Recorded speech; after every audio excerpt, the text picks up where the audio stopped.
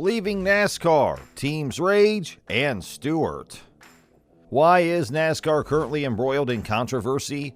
NASCAR is under fire from practically every point, with drivers upset over the NASCAR broken business model, and there's a possibility of a NASCAR split.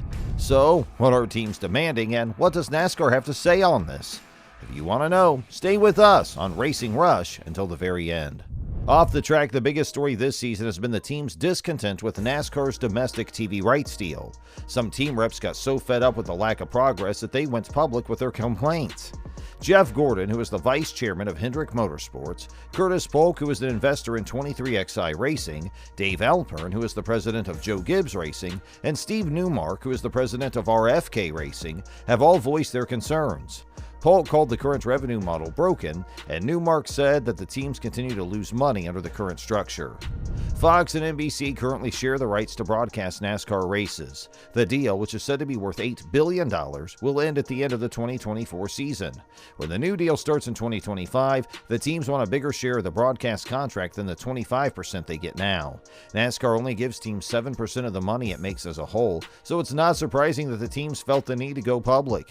Since 2015, NBC and Fox have had the rights to show NASCAR races. Their current deal ends at the end of 2024. Newmark says that between 60 and 80% of a NASCAR team's total income comes from sponsorship. This is a significant increase compared to comparable assets such as the Major League Baseball, which is 8 to 12%, National Hockey League, which is 17 to 18%, and the Premier League of English Soccer, which is 26 to 27%. The Race Team Alliance, which represents the NASCAR teams, has even asked Wasserman, based in Los Angeles, to help them before the next TV deal so they can learn more about the media landscape as a whole and how they fit into it. And if you find our video interesting, then do subscribe to our channel for further updates on NASCAR. So what did NASCAR respond with, and why did the teams reject it? People from the team said that NASCAR saved them money by giving them a small raise in income and a big cut in costs. Instead of offering teams a larger percentage of the money they made from television, NASCAR offered to assist them in cutting costs. However, the teams do not believe that is possible because they would be unable to fulfill those targets without major layoffs within their teams. Because all teams must acquire components and pieces from a single source, costs are already incorporated into the new next-gen car. The only option to reduce costs further would be to significantly reduce the number of people employed in the NASCAR industry. And what about the viewership issue?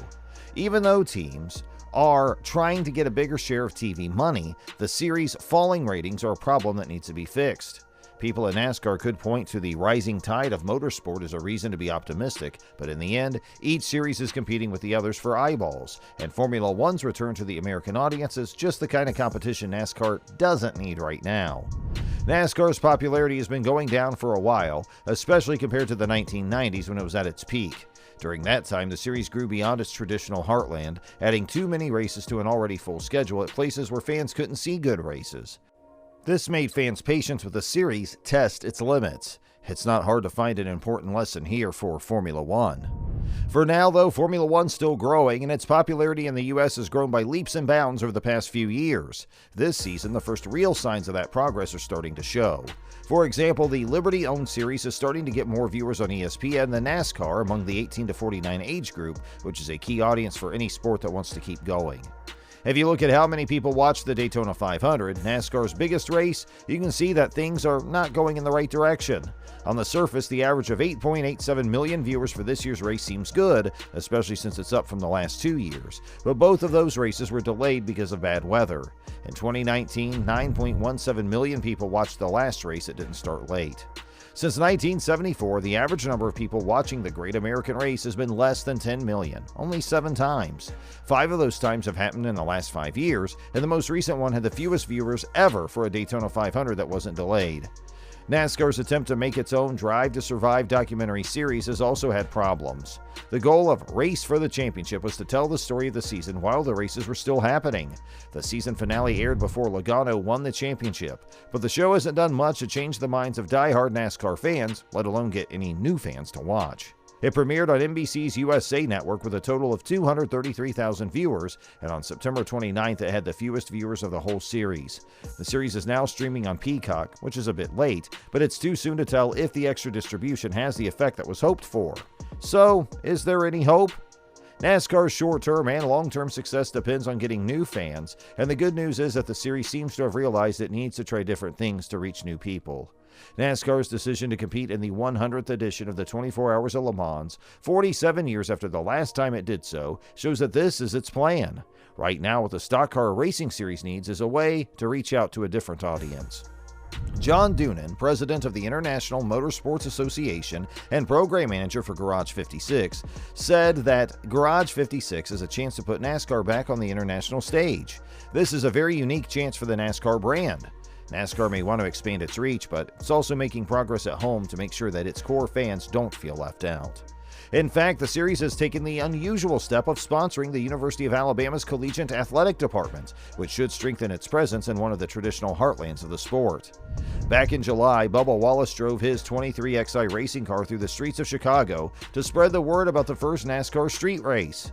NASCAR is trying to get back in touch with its original fans by moving the All-Star race to North Wilkesboro Speedway, one of the first tracks it ever used. It ran from 1949 until 1996 when the series ended, but going back to tracks that were popular in the past is only part of NASCAR's plans for the future.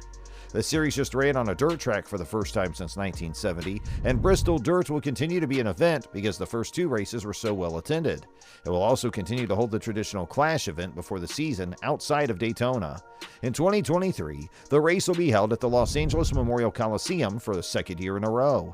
The big change for next season is that there will be a race in Chicago, which will be the first official street race in NASCAR history.